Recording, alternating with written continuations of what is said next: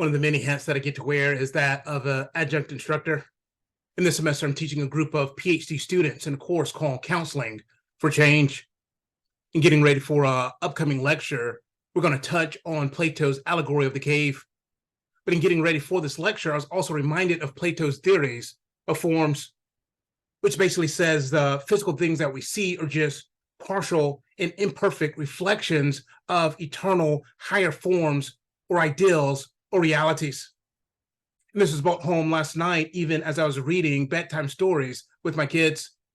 My little girl is 3, and so reporting to the different images in the book and having her to identify them, to name them.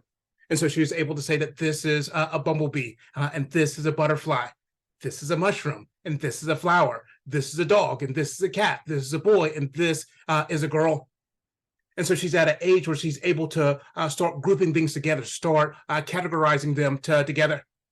And so because she understands the higher ideal, the higher form of each category, she's able to correctly identify the images, even though she's never seen them before.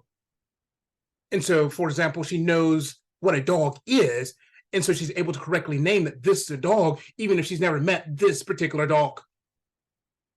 And so that's what Plato is getting at, is that somehow we have this understanding of a higher form, a higher reality that helps us to make sense and correctly name the particulars. That particulars participate in these higher forms. I think this helps us understand our image of masculinity in manhood as well. And so if I had to diagram it, I will put the particular individual men at the bottom of the diagram. And so this is your proverbial butcher, baker, candlestick maker.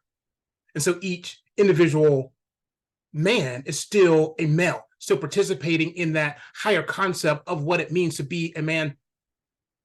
And even this weekend, we had some contractors come to our house to do some work.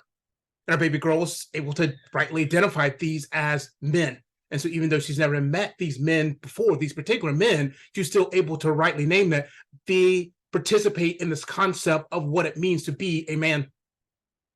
While the individual particulars point to this concept of being a man, I think also our manhood points to a larger concept of masculinity itself, where as men, we are not static, but we're living, breathing creatures.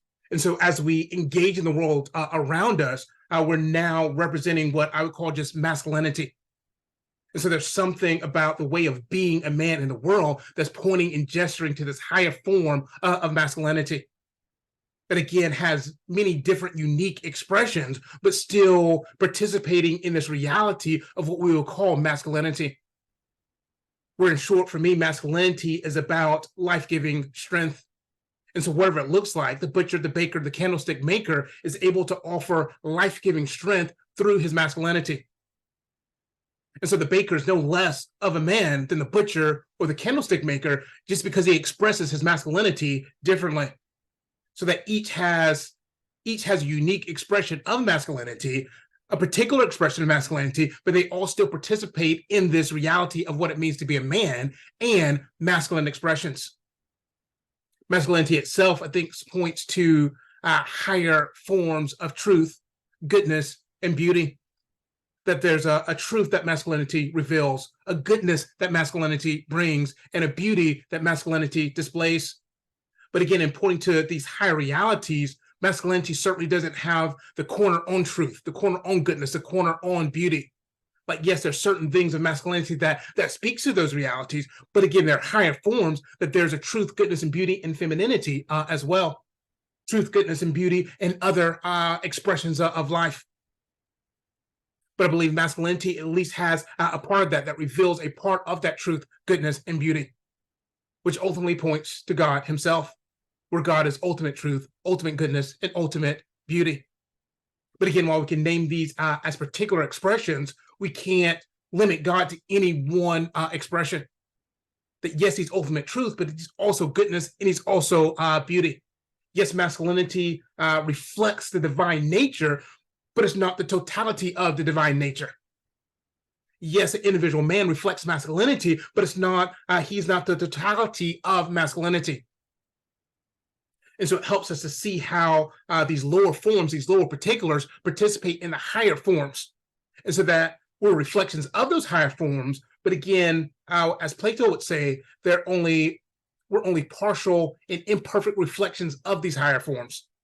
And so I think thinking through these different forms helps us shed light on how creation reveals a creator, and also how we get to do this, particularly as men.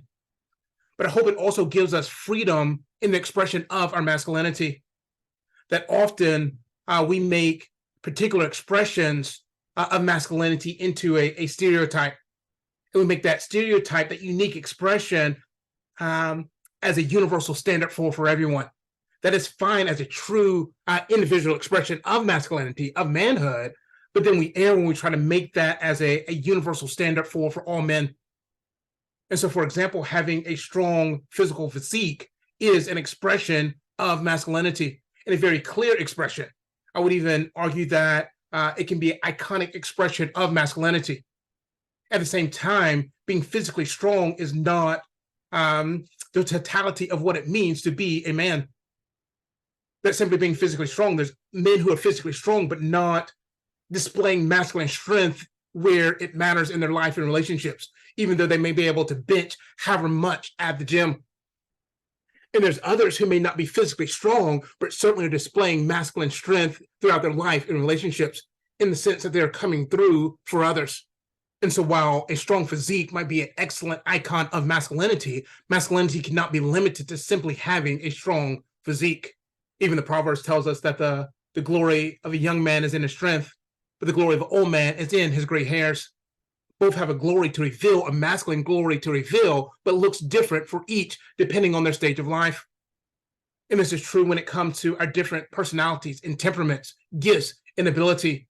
We all have a masculine glory to reveal, but it looks different depending on how God has uniquely wired and crafted us. And so I appreciate Plato in articulating his theory of forms and helping me to better understand how we as individual men bear the masculine image, but also how we as men bear the divine image of God. I hope this has been helpful to you as well. Until next time, take care.